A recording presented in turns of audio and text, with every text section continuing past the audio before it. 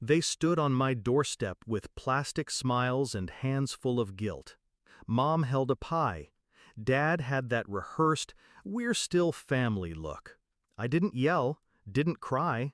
I just looked at them and said one sentence. You made your choice, so live with it. The silence after that felt like a funeral. Except this time, they buried me before I was ever dead.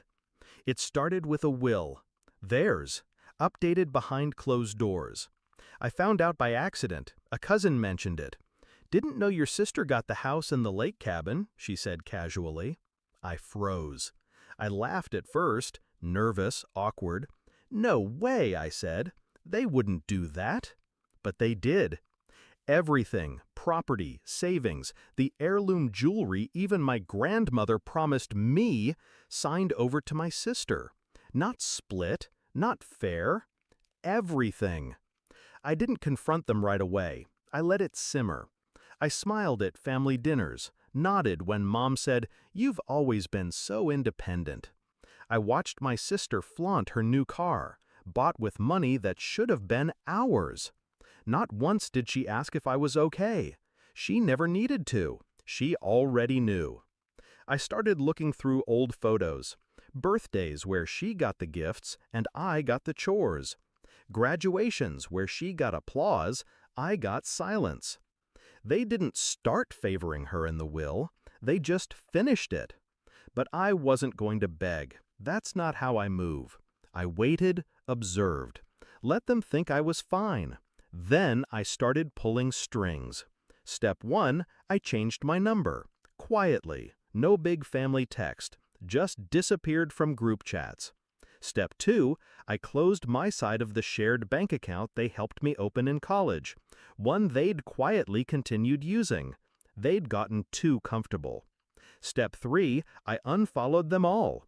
No dramatic announcement, just digital silence. I became a ghost. That's when they came knocking. A week after I found out, like they felt the shift, like my distance suddenly threatened their control. They came with warm faces and cold motives. I opened the door, let them speak. Mom said, "We didn't mean to hurt you." Dad added, "We just wanted to make sure your sister was secure." I stood there, still as stone, then said it, "You made your choice, so live with it," and shut the door. But they didn't walk away. They took it public. The guilt trip came through Facebook first. Mom posted an old photo of us, captioned, "Family isn't perfect, but love heals all." Relatives started reaching out. "Talk to your mom. Life's too short. You're being dramatic." Even my sister posted, "Being the favorite is exhausting sometimes," with a laughing emoji. Clever. They wanted to frame it as me abandoning them, as if I'd thrown the match. But I didn't light the fire. They did, years ago. I just stopped putting it out. So I let the mask drop. I messaged the cousin who told me, sent her the legal documents I pulled, the revised will, the transfer deeds, the dates. Then I sent screenshots to my godmother, the one who helped raise me when Mom needed a break. Then to my uncle, who always asked why I looked tired at family parties. No context, just facts. The silence from them? Beautiful. The noise from my parents after? Predictable. Mom texted, "How could you do this to us?" I replied, "Funny, I was wondering the same." The phone stayed quiet after that, until last week, when my sister reached out, said she didn't ask for any of it, said I was hurting Mom's health, said I should just come back. I almost laughed. They gave her everything. She can carry that, too.